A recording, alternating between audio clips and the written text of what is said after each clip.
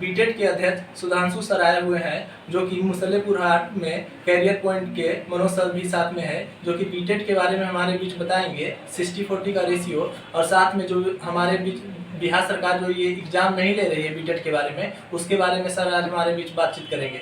जी sir. Sudhanshu voice के अंतर्गत में जितने भी श्रोतागण हैं उसको स्मार्ट कैरियर पॉइंट और मनोज सर की ओर से ढेर सारे शुभकामनाएं कि बिहार सरकार जो प्रयास हमारे सुधांशु सर ने आज बहुत दिनों से लगन मेहनत और दिन रात जो मेहनत किए हैं उसका मेहनत का रिजल्ट आज आपके सामने उपस्थित हो गया। सरकार मान गए कि मैं नियम बली नया लाने के लिए जा रहा हूं और घोषणा भी कर दिया कि अब जो नए बहाली होंगे उस नए बहाली में 60-40 का रेशियो जारी कर दिया। मतलब यह हुआ कि जो बच्चे सीटेट बीटेट या टीचर शिक्षक पात्रता परीक्षा जो भी पास करेंगे बालक, उस बालक का जितना मार्क्स आएगा उसका 60% वेटेज उसको दिया जाएगा। और जो एकेडमिक में जो बच्चे मैट्रिक इंटर ग्रेजुएशन में जो बच्चे मार्क्स लाएंगे उसके 40% वेटेज जोड़ करके उसका मेरिट लिस्ट बनाया जाएगा, और जो मेरिट लिस्ट में अपना मेरिट बनाएंगे उसी को ज्वाइनिंग दिया जाएगा। इसके लिए मैं शिक्षा मंत्री और माननीय मुख्यमंत्री नीतीश कुमार को बहुत बहुत बधाई का पात्र हम उनको देते हैं और उनका आभार व्यक्त करते हैं कि जो बच्चे हमारे बीटेट की मांग कर रही है उस बच्चे के लिए भी एक बहुत बड़ी खुशखबरी हमारे शिक्षा मंत्री ने दिए हैं। आज दिए क्या है, उनका कहना स्पष्ट है कि 7th फेज हम तभी लेंगे जब 6th फेज का पूर्ण वैकेंसी हम करवा लेंगे, और ये पूर्ण वैकेंसी दिसंबर के लास्ट तक के जाएगा। उसके बाद में ये तो बच्चे जितने भी बालक और जितने भी लोग सुन रहे हैं, मैं उन्हें ये बता देना चाहता हूं कि प्यारे, आप सब रात और दिन मेहनत करो, रात और दिन मेहनत करो, और इस बार दिसंबर सीटेट की तैयारी जोश और जुनून के साथ करो। इस बार अगर सीटेट तुमने पास कर गया तो तुम्हारा नौकरी पक्की रखी हुई है, और हम सब की ये मांग है सरकार से कि 5 साल से आप बीटेट का आयोजन नहीं कराए हैं, इसलिए जितना शीघ्र से शीघ्र हो आप बीटेट का आयोजन कराइए। मैंने भी गए थे सचिवालय, सर से बातचीत हुई, सर बोले कि सर हम इस पे अभी मंथन कर रहे हैं, अगर हो सकेगा तो मैं बीटेट भी करवाऊंगा। लेकिन कुछ बच्चे हमारे पिछले जो सीटेट पास हैं वो कभी कभी मैसेज छोड़ते हैं, सर आप गलत कर रहे हैं। बाबू मैं आपको बता देता हूं, जब वैकेंसी न्यू हो तो नियमावली भी न्यू होनी चाहिए। अगर नियमावली न्यू हो तो सारे प्रोसेस नए स्तर से होनी चाहिए। तुमने जो सीटेट पास किया वो पहले पास किया था, अब सरकार अपने नियमावली में चेंज कर रही है तो निश्चित तौर पे तुम्हें भी फायदा होगा। उस समय आपने 82 नंबर पास करके ओबीसी बालक पास कर गया, 90 नंबर करके जनरल पास कर गया। अगर मेरिट लिस्ट बनते हैं बालक तो आप पीछे रह जाओगे। इसलिए आपके भी क्षमता का प्रदर्शन अगर बिहार सरकार अगर करवाना चाह रही है, आपको मौका देना चाह रही है, तो आपको निश्चित तौर पे सुधांशु जी को सपोर्ट करनी चाहिए कि सुधांशु जी आप अच्छा कर रहे हैं, आप कोई गलत काम नहीं कर रहे हैं। तो निश्चित तौर पे आप इनका विरोध ना करें, बल्कि इनके साथ कदम से कदम मिलाकर के साथ चले, ताकि सरकार पे दबाव बनाई जा सके। और जो भी दिसंबर के सीटेट पास बालक हो या बीटेट आयोजन के बाद ही अगर 7th फेज आता है, तो हमारा मानना है कि जो बालक सीटेट पास हैं उसकी भी ज्वाइनिंग पक्की हो जाएगी, और नए बालक को भी, जो प्रतिभावान बालक हैं, उसे भी मौका प्रदान होगी। तो इसके लिए तो आप सबको भी अच्छी चीज है। कहते हैं सर कि आप बीटेट वाले को क्यों पक्षपात लेते हैं, हमें जब आपका इंटरव्यू लेने के लिए आते हैं सर हमें नहीं देते हैं, ये गलत बात है।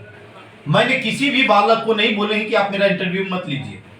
मैं किसी को भी, मैं एक शिक्षक हूं, सबके लिए समान नजरिया मेरे लिए, मैं किसी के साथ पक्षपात नहीं करता। सुधांशु जी मेरे कोई अपने नहीं है, मैंने इसलिए इनके पक्ष लिए हैं कि बहुत से बच्चे आते हैं रोते हैं, क्यों रोते हैं कि 2022 तक के बाकी वैकेंसी को अपडेट कर दिया गया। अब सारे वैकेंसी को जब अपडेट कर दिए हैं तो सारे जब घड़ा भर जाएंगे तो पानी कहां डाला जाएगा। अगर 2022 में पूरे वैकेंसी अगर सरकार ले लेती है तो 5 साल वैकेंसी नहीं आएगी। अब जब वैकेंसी नहीं आएगी तो बच्चे पास करके क्या करेंगे। आपको पता होना चाहिए बीएड में 2 लाख रुपया लग रहा है, डीएलएड में 1.5 लाख रुपया लग रहा है। 2 साल तक बच्चा ट्रेनिंग करता है और ट्रेनिंग के बाद अगर रोड पर भूंजा फाकेगा तो कैसा लगेगा। उसका दर्द मुझे लगता है, क्योंकि मैं बच्चे को पढ़ाता हूं। कुछ ऐसे गरीब बच्चे हैं जिसको 111 रुपये में मैंने अपने क्लास में लिए हुए हैं। और मैं आपसे भी अनुरोध करते हैं कि जो बालक के पास पैसा नहीं है, निःशुल्क आपको पढ़ना है, तो गुरु दक्षिणा के रूप में 111 रुपये दे करके स्मार्ट करियर पॉइंट में आइए और आ करके अपने प्रतिभा का निखारिए, क्योंकि प्रतिभा ही आपका सबसे बड़ा सम्मान है। और उसी के अंतर्गत ही आप एक अच्छे प्रतिभावान शिक्षक बन सकते हैं और हमारे बिहार को ही नहीं पूरे भारत को आप गौरवान्वित कर सकते हैं। इसलिए सारे बच्चे मिल करके सरकार पे दबाव बनाइए और किसी तरीका से बीटेट या तो नए फ्रेश बच्चे के लिए कम से कम सीटेट का आयोजन करवाने का मौका दीजिए। और मैं विशेष क्या बताऊं, हमारे स्मार्ट करियर पॉइंट में जो मुसल्लेपुर हाट का मेन ब्रांच है उसमें हमारे बीटेट के प्रदेश अध्यक्ष सुधांशु जी आए हुए हैं। तो सुधांशु जी का मैं जितना भी तारीफ करूं वो कम है, क्योंकि हमने शुरू में ही जब ये आए थे तो मैंने जान लिया था कि ये देश प्रेमी है और ये बच्चे के लिए अपना जान देने के लिए तैयार है। मैं आपसे एक क्वेश्चन पूछता हूं, आज आप बोल रहे हैं सुधांशु जी अपनी लड़ाई नहीं लड़ रहे हैं बल्कि आपकी लड़ाई लड़ रहे हैं। आप अपने घर पे एसी चला करके पंखा चला करके बैठे हुए हैं और ये लाठी खाने के लिए जदयू ऑफिस सचिवालय गर्दनी बाग के चप्पा चप्पा बालू फाक रहे हैं। किसके लिए? अपने लिए। इनके बारे में मैंने पता किए, 20 बीघा जमीन इनके गांव में है, कोड़ कमा करके खा लेंगे, इसकी जरूरत नहीं इनके पास, लेकिन आपके लिए आगे आए हैं। इसलिए आपसे अनुरोध है कि इनके हाथों को मजबूत कीजिए और सरकार पर दबाव बनाइए। और विशेष मैं क्या कहूं, आज हमारे साथ शिक्षालय के डायरेक्टर इंजीनियर आलोक आनंद भी आए हुए हैं। आपसे कुछ 2 शब्द रखेंगे बीटेट के बारे में कि क्या बीटेट होना चाहिए या बीटेट नहीं होनी चाहिए, क्योंकि सर को भी पता है कि 5 साल से बीटेट का आयोजन बिहार सरकार नहीं कराई है, लेकिन बिहार सरकार ने इस बात को मान ली है कि हम इस पे विचार कर रहे हैं।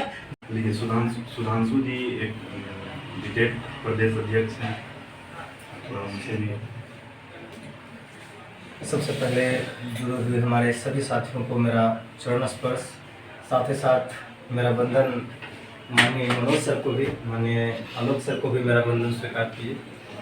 और मैं आप सबों को बस एक ही संदेश देता हूँ। अभी हालांकि गुरुजी मनोज सर भी बताया आप लोग को कि जो ये 60-40 का रेशियो है उसमें कहीं ना कहीं सभी छात्रों का भला होना है। इसलिए मैं भी कहता हूँ, क्योंकि इस कॉन्सेप्ट को समझिए, ये समझने की चीज़ है। मैं एक छोटा सा एग्जाम्पल देता हूँ मेरे भाई, कि अगर किसी खेल का अंजाम हो, अगर किसी खेल का अंजाम देखना हो तो खेल के शुरुआत में नियम बदला जाता है, ऐसा सुने हैं कभी?